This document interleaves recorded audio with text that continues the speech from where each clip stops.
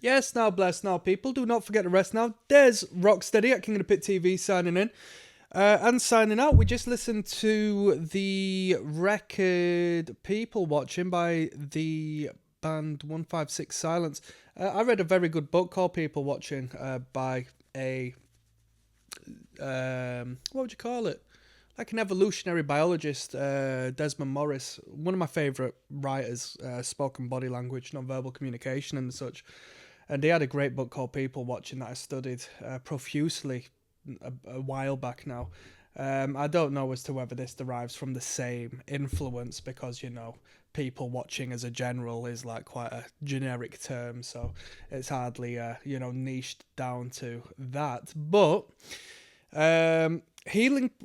Flipping out, I don't know what I'm saying. The band was 156 Silence.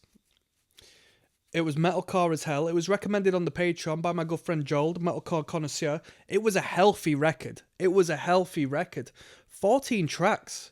And they weren't short numbers. We had a few interludes in there, a few briefer moments just to blend it in. If we were to be honest, we could probably say it was 11 songs, but it was still a healthy amount of material as we were sort of edging around 340 as an average song length.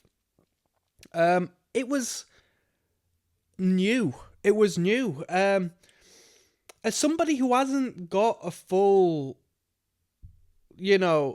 understanding of the spectrum of metalcore, at least in the modern day, when it comes to this particular sound, the harsh vocal and the breakdown-esque, to and fro with the clean vocals and so forth. This was something unlike anything I've heard of before. Most of it being down to the sound engineering. Very fluffy, soft middle range. The bass frequency was present at all times, Very punchy kick drum. If anything, the drum kit was of a clarity as such that created this duality with the softness and the fluffiness of the guitar section, including the bass. Very low bass frequency. It was good. I mean, there's a lot to talk about here. There was 3 guest vocals. I didn't know none of these guest vocalists. So this band and its elements, although being of metal music, was so disjointed from what I am aware of that it was a great new experience. There was heavy moments, but I would say the heavy moments weren't necessarily like mosh-infused, ignorant moments. They were heavy, but in the grand scheme of the generalized sound and atmosphere of the band, it served more so of an artistic purpose as opposed to a dance floor purpose, if you know where I'm coming from. The project was good. In the comment section, people were referencing a lot of like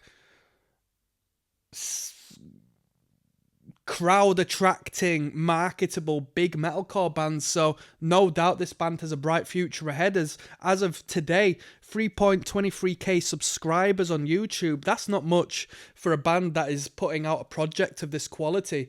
I don't know what came prior to this, maybe a demo? Maybe a free track or something? I've never heard of this band. I doubt they've got another record out. It's good. The clean vocals were good. The clean sections were good. It was really infused with atmosphere.